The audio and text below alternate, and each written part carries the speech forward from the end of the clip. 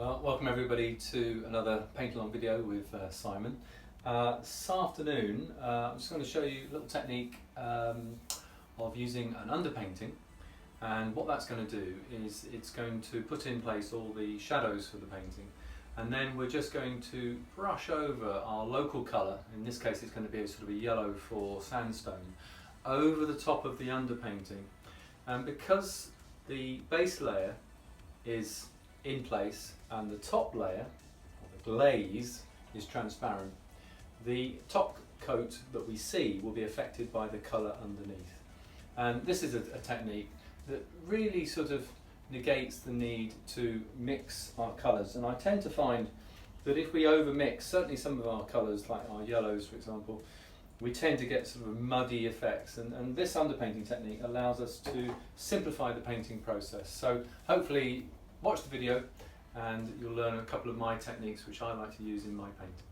Thank you. Okay, so we've got an architectural subject. It's just this little sort of structure. I've just sort of made it up, might be ecclesiastical or whatever. But one of the ways to get around the sort of the effect of muddying a colour when we, especially a yellow, when we start to instead of mixing, is actually just to put in the shadows in your underdrawing. This is your underdrawing or underpainting, and this is a traditional technique. And of course, you would be referring to, at this point, a photograph. And all I'm going to do here is just sort of demonstrate using. This is just a sort of a grey wash. I'm literally just going to paint in the where I think the shadows will be on this structure, and I'm going to just paint straight over the top of this with my yellow wash. And this is a great technique, always works. I'll just complete this side, but you can see what I'm doing. I'm basically grading the whole thing down. Light's coming in from the left hand side, left to right, and of course it's also, I can even put in some of my drop shadows, and I can go further back into the picture, put some other bits in here as well. And a combination of flat wash, graded wash. Don't worry too much about the detail, that can always go in a bit later on. Let's put some steps in here, steps along the front, and we can also grade this. So that's I'd say a traditional sort of technique is really just putting in a very simple sort of grey wash like so, and then what we'll do is we'll lay the wash, or the yellow wash, over the top. I'm going to put a doorway in here as well. Looks like a TARDIS actually, the way I'm painting that. Doctor Who. Let's put in the top of the column here as well. These can go in over the top of the yellow wash. So we've got a nice sort of Doric column going in here, and we can also of course put that down at the bottom as well.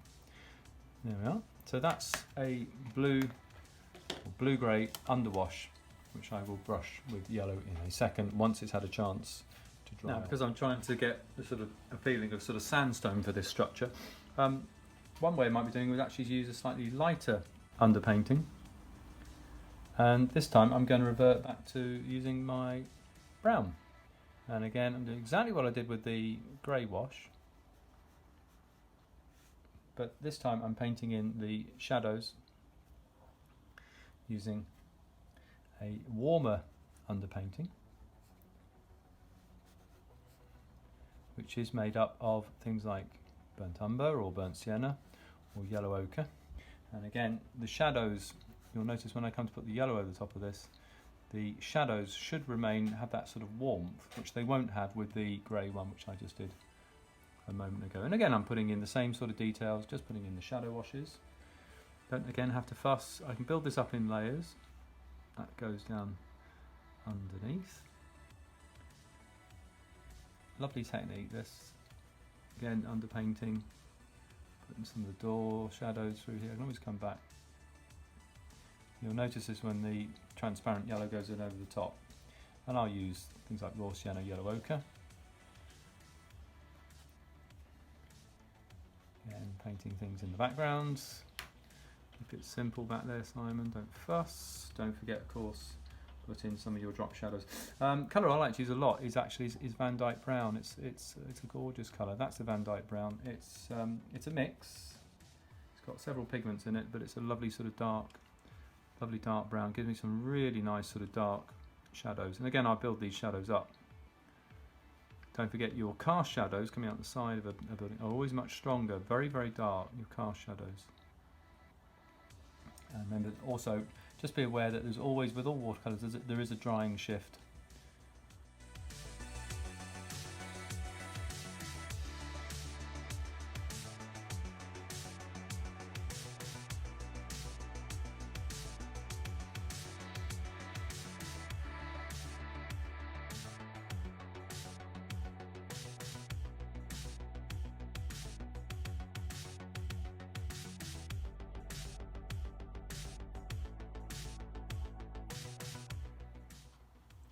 In the underpainting, if you want to put a little bit more detail in, you can.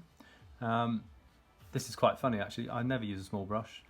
I managed to sort of dig this one out. Make sure the first layer is dry, and you can see what I'm doing here is I can get this detail back in. Depends how much detail you want, you know, that's really up to you.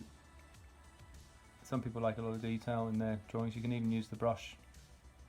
There it is, that's the second wash. You can see what I'm doing, it's just sort of really sort of making those initial tones just that little bit darker by going in with a second wash, and you can put all sorts of detail back into that. There might be some windows just in the side here. Again, I'm just using the first colour I was using initially. I'm just using the you know, the burnt siennas, the burnt umbers, but I'm just increasing the shadow strength in this underpainting, and that's all this is. This is just an underpainting. Okay, so one of the issues we've got with obviously darkening off yellow is the fact that we can muddy it very easily, and it's really, really tricky. However, using the underpainting technique here, I've already put my shadows down. If I take things like yellow ochre, burnt sienna, you can see into the palette in here. I'm trying to get sort of a sandstone type colour. Be aware, of course, that the watercolours themselves are transparent, so we're going to get this grey coming through. And we can always work, say, light to dark in layers, but let's actually see what happens. And this is the beauty of this. Now remember, do leave areas that are white, so if you wanted a white area on top. Now the other thing you need to be aware of is you do need to use a big brush, and preferably a brush that hasn't got dog hair in it. Take two, crack on. So here we go, straight over the top. Make sure the underpainting is dry, really, really important. Leave little areas. If you want areas to be white, you've got to leave them white. And I'm just simply pressing down very, very lightly into this wash, and I can use yellows. I'm going to keep the door. I'm actually going to put the door, make that a different colour actually. But you'll notice that if you look carefully enough, the shadow colour underneath that underpainting is really starting to kick in now. It's doing a great job, and I don't need to worry about mixing my yellows to muddy them, to make them look dark. I just simply place this over the top. This, folks, is a traditional watercolor technique. This has been around for hundreds of years, but the key to this is you must make sure that the underpainting is actually dry underneath. And I'm not really mixing these yellows, that's just a little bit of leave that white. And then we build in layers with watercolour, okay? We always build in layers. Don't make your paints too rich or too thick, because that will obliterate. You will not see the underpainting coming through. And that to muddy them, where they go over the white, they remain nice and true. The shadows go nice and cool. That goes off into the distance. I'll leave that to dry, and then I'll come back and I'll sort of consolidate some of these colours in this particular picture. And I've got lovely little bits of white, and you really can see how you're getting that lovely sort of shadow effect. So that's the first one with the blue or the blue-grey wash. It's fine, it's okay. But you can clearly see we've got light coming from this way. This front edge is nice and light. That gets a little bit darker. One thing you can always do, don't forget, with any watercolour when you're painting, is you can always lift out colour as well. So you might have put some colour into that and think, oh, I want a little bit lighter on this edge here. You can just lighten it off. You can always lighten, especially where light strikes surfaces. Look at that, it now appears like it's really sort of glowing. So I like that, it's coming really nicely. Now let's look at the other one. Let's switch across.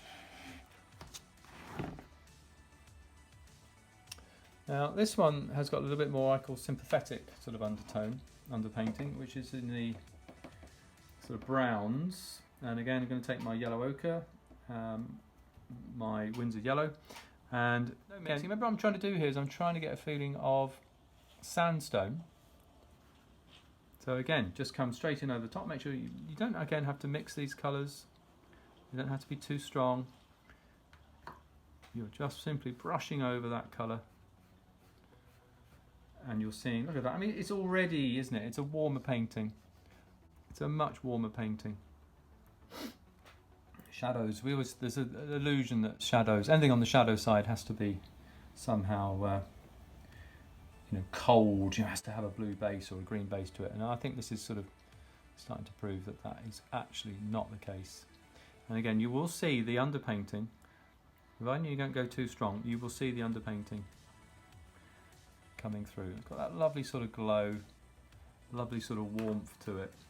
Again, vary the strength of the washes. You can almost put down water.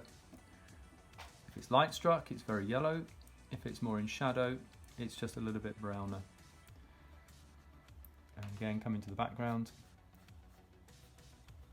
Release some of that edge. And beautiful sort of, a Castle Howard, if you've been to Castle Howard, sort of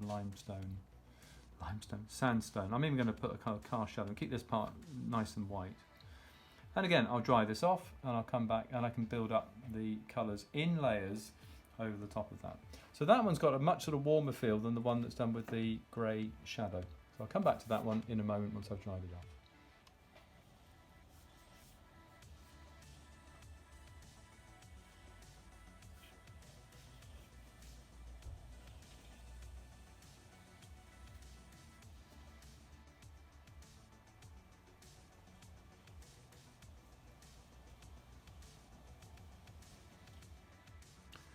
So you can see what I'm doing here. I'm adding successive layers, and this is the grey underwash, and I'm adding sort of more yellows and browns just over the top of it.